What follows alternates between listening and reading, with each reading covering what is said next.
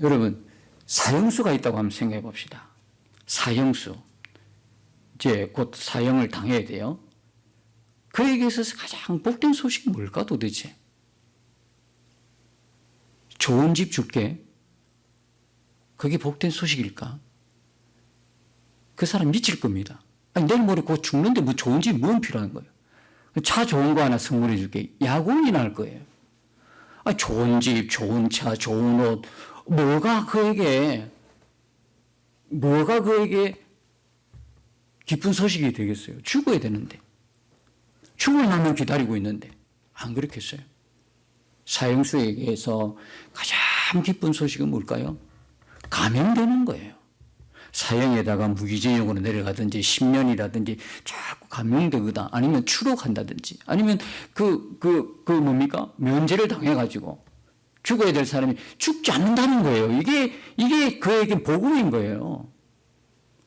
여러분 아시잖아요. 우리는 사형수라는 거 아시잖아요. 다 사형수예요. 그죠? 다 사형수다 말입니다. 에베소서 2장 1절에 보니까 뭐라고요?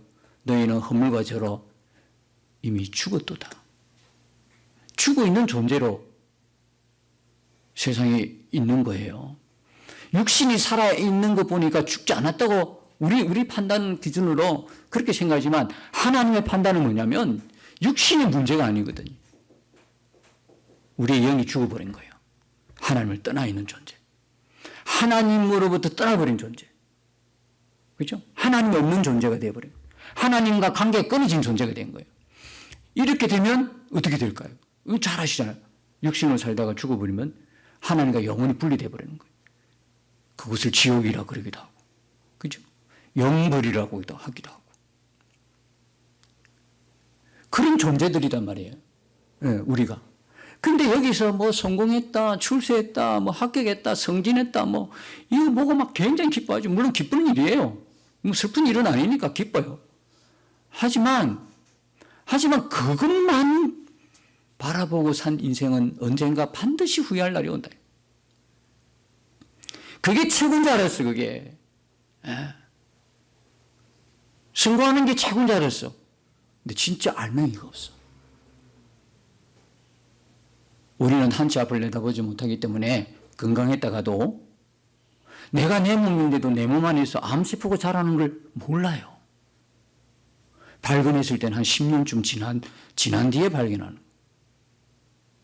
어떤 일이 벌어지고 있는지 내 몸이라고 그렇게 그냥 따듬고 잘 먹고 건강하게 막 케어하고 막 그러는데도 내 안에서 무슨 일이 일어나는지는 모른다. 그러면서 내 주먹을 믿는다. 그런 소리예요. 나는 나를 믿는다. 아무도 믿지 않는다. 신도 믿지 않는다. 나는 나만 믿고 간다. 참 어리석은 이야기예요. 참 어리석죠.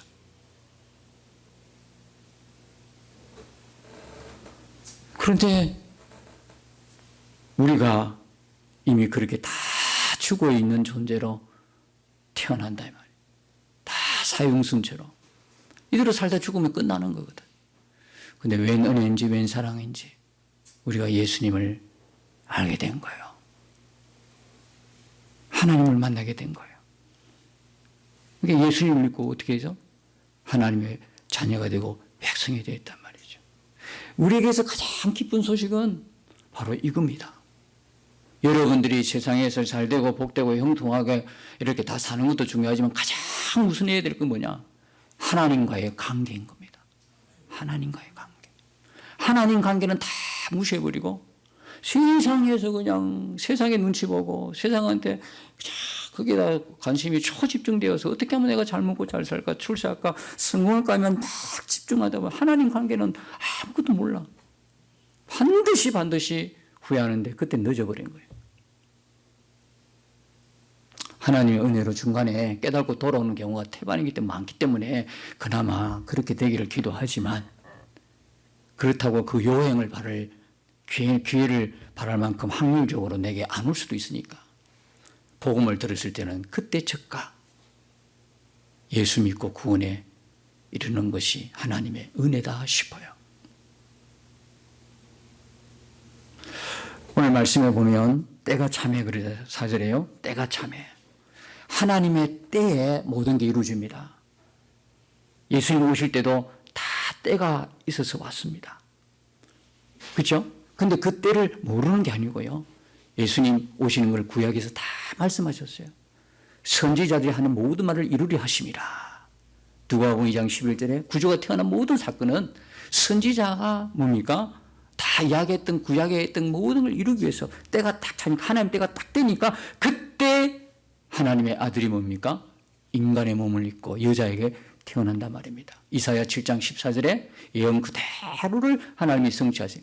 그러니까 여러분 이 세계는 어떻게 이루어가느냐면 인간의 똑똑함으로 AI가 나와가지고 어떻게 발전하고 그걸 이루어가는 게 아니고요. 아무리 발견 넘쳐도 다 하나님 손 안에 있어요. 하나님의 계획과 시간표에 달려 있어요. 시작과 끝이 다 그렇게 달려 있어요. 예수님 언제 오십니까? 하나님 때에 오십니다. 그것도 딱 정해져요. 아무도 모르는데 하나님 때가 되면 오신다. 여기도 때가 되면 때가 참에 하나님이 그 아들을 보내사 때가 찬 거예요. 다 때가 된 거예요. 그럴 때 이렇게 오시는 거예요. 때가 차서 다 이렇게 하나님이 그 아들을 보내사 어떻게 보내서 여자에게 나게 하시고 율법 아래 나게 하신 것은 그렇게 말씀하고 있어요. 예. 아들을 보낸 거예요. 마태복음 1장 21절 23절을 보면 성탄절마다 우리가 너무나 잘 아는 본문이 있죠. 아들을 낳으리니 이름을 예수로 하라. 예수의 뜻이 뭐예요? 자기 백성의 죄에서 구원할 자입니다. 구원자로 오신다네. 그분이 구원자로 오시는 거예요. 여러분이 성탄절 25일이 아니라 이거 뭐 성탄절도 아니다. 뭐 옛날에 태양절이다. 막 시비 거는 사람 얼마나 많은지 몰라요. 성탄절 아는 사람이 누가 있습니까? 예수님 성탄을 정확하게 아는 사람 누가 있을까요? 뭐 관심이라도 있었나? 예수님 오실 때 그 초라 말구에 오셨는데 그리고 촌부의 가정에서 태어났는데 뭡니까? 어촌의 가난한 그 사람 가정에서 태어났다 이 말입니다. 신앙적으로는 명문 집안이지만 그래도 물질적으로 참 어려운 가정에서 태어났다 이 말이죠. 그렇게 예상도 못한 곳에서 태어나신 그분을 누가 기억하겠어요? 누가 관심이나 가져주겠어요? 여러분 성탄절이 정확하지 못한 게 은혜입니다. 그게 분명한 역사인 거예요. 그런데 그분이 죽으신 것은 분명하잖아요. 6월절 어린 양으로 오셨잖아요. 아무 때나 돌아가신 게 아니고 6월절. 그분이 죽으신 건 명확하잖아요. 그렇죠? 그분의 십자가와 부활은 명확한 역사적 정명으로 다 증거된 거잖아요. 근데 그분이 온 거에 대해서는 너무 시비가 많아요. 몰라요. 누가 그걸 알게 성경도 명확하지 않아요. 그게 기록하고 있지 않아요. 당연히 25일이 이렇게 할 필요 없어요. 그냥 그게 중요한 게 아니야. 날짜가 중요한 게 아니에요. 뭐예요? 우리를 구원하기 위해서 구세주인 예수님이 오셨다는 게 중요해요. 사람의 몸을 입고 오셨다는 거예요. 그리고 더 중요한 거는 그분은 우리를 위해서 죽으셨다는 게 분명하잖아요. 그죠? 그분도 우리 부활하셨다는 게 분명하잖아요. 또 분명히 뭡니까? 그분은 이제 심판주로 다시 오신다는 건 분명한 거잖아요. 요것만 딱 잡고 있으면 되지. 뭔 25일이니 뭐 1월 며칠이니 그건 뭐 따지고 뭔 소용이 있겠어요. 아무 소용이 없는 이야기를 하고 있더라는 거예요. 근데 그분이 왜 오셨냐면 여자에게 나셨는데 율법 아래 나게 하셨다는 거예요. 여러분 잘 아시죠? 율법 아래는 율법은요 우리에게 뭘 불러옵니까? 축복을 불러옵니까? 구원을 불러옵니까? 율법으로는 우리 할 수 없어. 우리 구원할 수 없으니까 하나님은 하시나니 해놓고 하나님 뭡니까? 그 아들을 육신의 모양을 보내가지고 그 아들에게 우리의 모든 죄를 정하사 그 아들에게 모든 죄를 전가시키고 우리를 구원하셨다는 거 아니겠어요? 그죠? 근데 이 율법 아래에 있으면 율법은 우리에게 구원을 못 줘요. 하나님만 우리를 구원하신다고요? 근데 율법 아래에 있는 율법이 우리에게 주는 거는요 구원이 아니라 저주예요. 왜? 율법의 행위로 구원받을 자가 단 한 사람도 없거든. 인간의 행함으로 하나님께 구원받을 만한 사람이 없어요. 조금 선하고 조금 착한 사람은 있어. 본질적으로 악한 거예요. 본질적으로 하나님 관계에서 멀어졌기 때문에 하나님 떠났기 때문에 이 죄로 인해서 사람은 본질적으로 악해요. 조금 사람은 사람마다 기질 또 성품 이런 것들이 달라가지고 착하게 보이는 사람은 또 있어요. 착하게 보일 뿐이에요. 다 거기서 거기에요. 그래서 이런 그 율법의 요구를 응할 만큼 완벽한 자는 단 한 사람도 없어요. 그러니까 율법이에요. 법은 뭘 지명합니까? 법은요, 법대로 안 하면 심판입니다. 율법이 우리를 지적하자, 하나님 앞에서. 공의의 하나님 앞에서. 딱 율법은 우리에게 뭐라고 그런가? 보십시오, 하나님. 저 죄인들을 보세요. 죄인들에게는 당연히 법에 따라 뭡니까? 처형이야. 심판이야. 하나님 심판하세요. 이렇게 율법이 하나님께 요구한단 말입니다. 하나님 어떻게 하셨을까요? 너 신경 쓰지 마. 내 아들인데 뭐. 내가 작정하고 내 아들을 삼을 건데 너가 왜 신경 쓰냐? 이리 와. 아들 해. 그렇게 삼아주셨나요? 그러면 뭐가 성분이 안 되냐면 이게 성분이 안 돼요. 5절에 보면 율법 아래에 있는 자들을 속량하시고 우리로 아들의 명분을 얻게 하시고, 명분이라는 것은 법적인 효력입니다. 법적으로 아들이 되는 거예요. 근데 이 명분이 안 되는 거예요. 왜? 공의의 법에 의해서는 심판해야 되는데 하나님 심판도 안 하고 율법을 딱 무시해버리고 내 아들이 하고 떼안아버리면 아들 삼아주버리면 명분이 안 쓰는 거예요. 이 아들이 법적으로 하자 없도록 만든 아들의 명분은 하나님의 기가 막힌 놀라운 한 수였죠. 그게 뭡니까? 아들이신 독생자 예수 그리스도에게 우리 모든 사람의 죄를 전가시키는 거예요. 그를 심판하시는 거예요. 그러니까 율법도 할 말이 없는 거야. 율법이 할 말이 있다는 것은 항거를 하고 항의를 하는 것은 그런 법적인 조치 없이 심판 없이 그냥 안아버리는 거, 아들로 삼아버리는 것은 율법이 뭐라고 할 말은 있어요. 그런데 하나님이 어떤 방법이냐?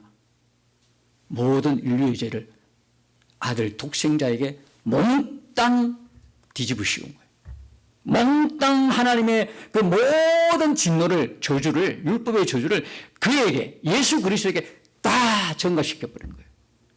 그 좋은 예가 구약의 제사법이잖아, 그죠? 구약에 보면 죄를 지으면 죄인들이 뭐 한다고요? 재물을 들고 와요, 재물. 그죠? 가난한 자, 또 부한 자, 다 재물을 들고 다르지만 일단 재물을 끌고 와요. 와가지고 그 재물 위에 본인이 안수를 해요. 그 안수한다는 의미는 뭡니까? 죄가 이쪽으로, 내 죄가 이쪽으로 넘어가는 거야. 그리고 본인이 직접 칼로 죽여요. 그럼 피를 흘리고 죽은 몫을 보아요. 하나님은 뭐라고 인정하시냐면 그때 제사장, 죄를 지어서 하나님 앞에 나와 용서를 구하는 제물을 들고 온 제사자가 그 제물이 죽어가는 모습 보면서 누구도 죽었다고 인정하신다고요? 제사자도 죽었다는 걸 인정하신다. 아시겠죠? 그러니까 하나님께서 예수님을 우리의 모든 인류의 죄악을 그에게 다 전가시켰다. 몽땅 그에게 다. 그리고 그를 하나님이 대속제물 삼으시고 화목제물 삼으시고 그를 죽이심으로 인간을 뭐했다? 용서하신 거예요. 그런데 이 제물의 피 흘림의 유효는 뭐냐? 누구에게 유효하냐면 이 사실을 믿음으로 받아들인 자에게. 아시겠죠? 그러니까 율법의 행위로 인간의 행함으로 구원 얻는 게 아니고 오직 뭐로? 믿음으로만 구원 얻게 하신 거예요. 하나님께서 이 사실들을 그대로 하나님이 열어놓고, 그죠? 그대로 이 사실을 믿는다. 하나님께서 우리를 구원하기 위해서 이렇게 해주신 것을 그대로 믿으면 그 믿는 자를 어렵다 여겨주신 거야. 아브라함이 언제 어렵다는 걸 알았어요? 창세기 15장에 보면 아브라함이 믿으니까 하나님이 그를 어렵다 여겨주신 거야. 그리고 17장에 가면 14년이 흘러서 17장에 가면 할례를 받아요. 유대인들은요, 15장에 하나님의 어렵다 하심은 무시하고 17장에 할례 받은 것, 그것만 붙들고 있었어요. 그래서 하는 말이 우리는 할례 받은 백성이야. 우리는 할례 받은 하나님의 백성이야 라는 대단한 민족적 자부심은 갖고 있었는데 이걸 몰라. 제가 늘 말씀드렸잖아요. 그게 뭐냐? 알맹이가 없는 껍데기만 붙들고 있어요. 야, 예수님께서는 늘 종교 지도자들, 바리새인, 서기관, 사두개인들 보고 늘 해치란 무덤. 속은 다 그냥 없어. 복음이 없어. 믿음이 없어요.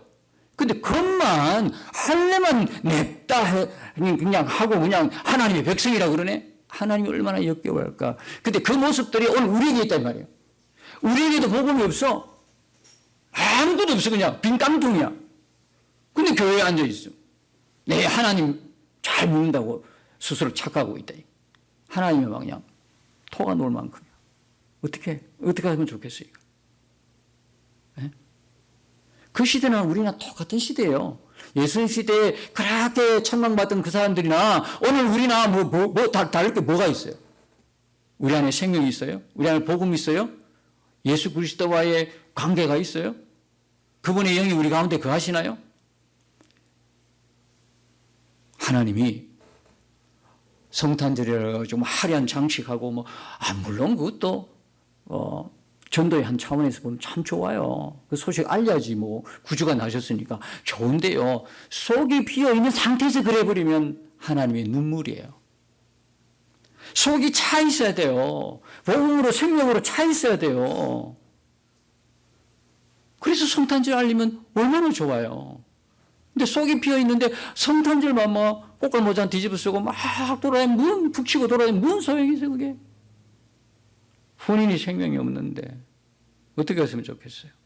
그래서 율법 아래 나면 다 저주받는데 이 율법 아래 나셔가지고 뭐 하시냐면 할례도 받으시고 세례도 받으시고 그것만 받으신 줄 아세요? 율법의 저주도 받으셔가지고 십자가에 죽으셨어요. 왜 율법 아래 태어나셨어요? 우리가 받아야 될 모든 걸 다 짊어지시기 위해서 율법 아래 태어나신 거예요. 그 다음에 5절에 보면 율법 아래 있는 자들을 뭐하라고? 속량하시라고. 로마서 3장 24절에도 그렇죠. 하나님이 우리를 얻지 못한 우리를 어렵다 하고 삼아주시는 그 근거가 뭡니까? 예수 그리스도의 속량. 예수 그리스도께 다 조금 전에 말씀한 것처럼 예수 그리스도가 다 짊어지고 가고 우리를 살리는 거예요. 그게 속량이야. 다른 말로 하면 구속이라고. 구속이라고. 우리를 구속해 주셨다. 샀다 이 말입니다. 죄값을 치르고 우리를 산 거단 말입니다. 그거로 해서 가능해졌다. 그러니까 합법적으로 아들의 명분을 얻게 된 거죠.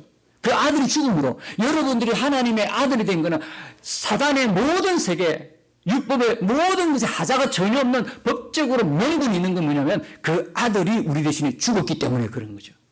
그 아들이 죽었기 때문에. 하나님의 아들이 죽었기 때문에 우리가 분명한 명분이 된다 이런 이야기죠. 그래서 율법 아래 있는 자들을 속량하시고 우리로 아들의 명분을 얻게 하려 하십니다. 이제 아들의 명분의 이해를 하시겠죠? 예, 아들의 명분. 아들의 명분을 얻기 위해서 하나님은 그 아들 독생자를 죽으셨다는 거예요. 우리 한 사람 한 사람을 위해서 아들이 죽으셨다는 거예요. 그 다음에 6절에 보세요. 너희가 아들이므로 하나님이 그 아들의 영을 우리 마음 가운데 보내서 아빠 아버지라 부르게 하셨느니 아들만 주신 게 아니고요. 아들의 영을 우리에게 주셨어요. 이 아들의 영이라는 게 얼마나 중요한지 아십니까? 우리가요. 아직 그 영광이 안 왔지만요. 영광이 이제 우리에게 임하면 어떻게 되냐면 우리가 주님의 부활의 영광의 몸으로 변하는 거거든요. 그때 변하는 사람은 뭐냐? 아들의 영이 있는 사람이 변하는 거예요. 아들의 영이 있어야 주님 오실 때 주님가로 간단 말입니다. 하늘나라로 갈 수 있고 그 다음에 뭡니까? 아들의 영이 있어야 몸이 변화되는 거예요. 영광스러운 몸이 변화되는 거예요. 아들의 영이 있다는 건 뭐냐? 거듭난 걸 이야기하는 거예요. 거듭날 때 하나님의 영, 아들의 영은 우리 가운데 임재하시거든요. 여러분 지금도요 아들의 영이 있잖아요. 아들의 영이 있으니까 진리의 말씀이 그대로 쏙쏙쏙 이해가 되고 믿어지잖아요. 여러분 믿으려고 노력하는 거 없어요. 거듭나면 믿어지는 거예요. 믿어지는 건 어떻게 해? 그 믿어지는 것 때문에 다른 곁길로 가고 옆길로 가고 내 뜻대로 내 감정대로 가고 싶어도 못 가는 거예요. 그래 갔다가 다시 돌아오는 거예요. 네. 어떻게처럼 넘어졌다 다시 일어나는 거예요. 그 아들의 영이 있기 때문에 그래요. 영원히 절망하고 영원한 죽음 속에 빠지지 않아요. 아들의 영이 있기 때문에 그런 거예요. 그래서 여러분들은 하나님을 뭐라고 부릅니까? 아버지라고 불러요. 아버지라고 불러요. 예외적으로 교회 다니는 사람도 아버지라고 부르면 못 부르는 분이 있습니다. 자꾸 아저씨라고 불러서 큰일 났어요. 아버지라고 불러야 되는데 아버지 불러요. 여러분 하나님을 아버지라고 부르는 것은 은혜 중에 은혜요 축복 중에 축복입니다. 아버지라고 부르세요. 아버지. 힘들고 어려울 때, 고통스러울 때, 눈물 날 때, 누구에게도 말 못할 때 아버지라고 부르보세요. 마음에 막 뜨거워지는 거예요. 감동이 있는 거예요. 눈이 그냥 충혈이 될 만큼 그래 돼요. 아버지, 아버지. 저는 기도를 갖다가 다 해봤어요. 통성기도, 금식기도, 제가 이제 나이가 좀 있으니까 부르짖는 것도 부르짖겠지만 힘이 딸려서 못 부르겠고, 이제는 조용히 기도해봐도요, 주님이 너무 가까이 해주시니까 감사해요. 아버지 하고 조용한 시간에 컴컴한데, 왜 이래 컴컴한 걸 좋아하는 거 몰라? 컴컴한데 불 끄고 조용히 아버지 하면요, 그냥 임재가 확 느껴져요. 큰 소리 안 쳐요. 부를 필요도 없어요.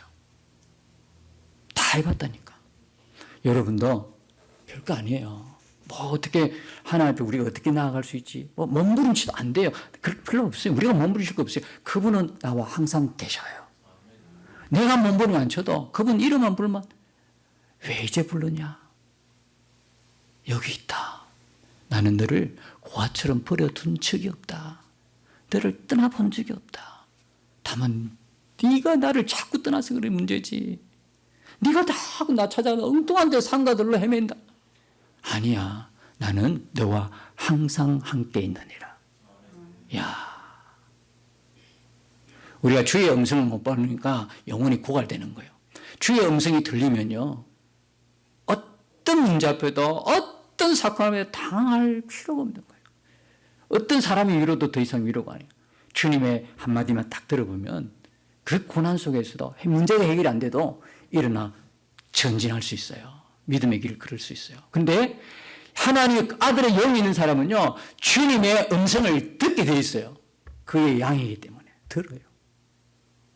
막 귀에 계시네, 그게 아니고 아버지 부르면 마음에서 그냥 그분의 따스함이 와요. 그래서 오늘 우리가 버텨내는 거예요. 그 힘이 그게 있는 거예요. 우리가 다른 데 버텨내는 게 없어요. 7절 보세요. 그러므로 내가 이후로는 종이 아니요 아들이니 아들이며 하나님으로 말미암아 유업을 받을 자니 아들도 감사한데, 아들의 명분 합법적으로 우리 아들 해주셨지요. 아들의 영을 우리에게 주셨지요. 그 다음에 뭡니까? 그것도 감사한데 하나님의 유업을 받을 자, 상속자로 우리를 세우신 거야. 야, 땅에서, 세상에서 조금 힘들게 살아도 괜찮아요. 하나님이 나를 상속자 만들어줬다니까. 삼성재벌의 상속자도 어마어마한데 비교도 안 되는 사람, 비교도 안 되는 하나님의 나라의 상속자로 우리를 삼으셨다는 거예요. 기죽지 마십시다. 조금이면 돼요. 조금 지금까지 잘 견뎌보셨어요. 잠시 잠깐이면 돼요. 조금 더 힘내가 가고 어느 날 주님 오시면 다 끝나는 거야.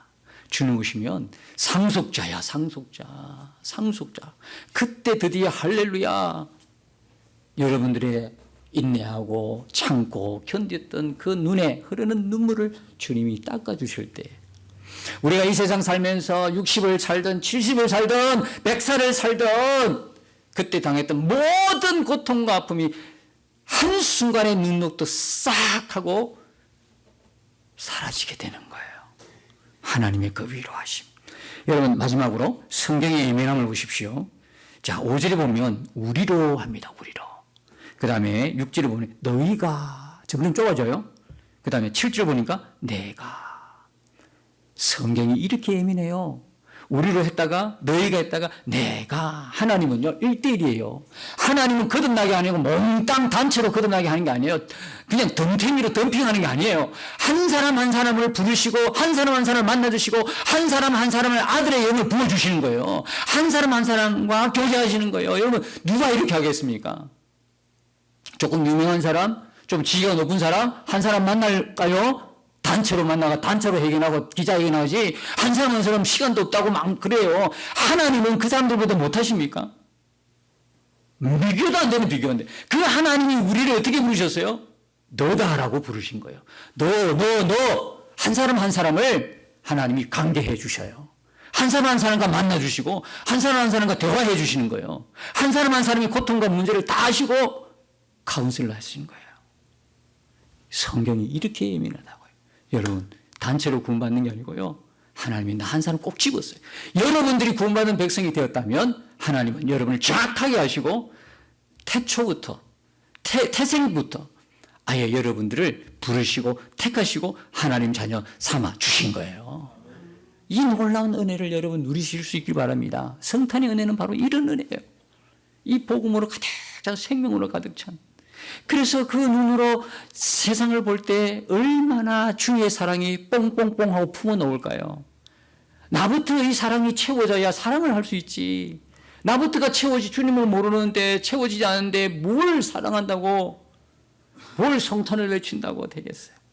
우리 안에 늘 주님의 복음으로 충만하고 주의 사랑으로 충만하여 이 성탄절날 주님의 그 마음으로 볼 때에 가난한 자가 보이고 손이 가는 자가 보이고 도와줄 자가 보여서 나의 열심이 아니라 주님의 열심으로 그에게 다가가서 주의 사랑을 전하고 복음을 전가하고, 그래서 한 사람이 주님을 알게 되고 만나게 되고 그리고 구원한다면 우리가 이 땅에서 우리에게 주신 매일의 삶이 사명의 삶이고 그 사명을 다하고 가는 복된 삶이 되지 않겠어요?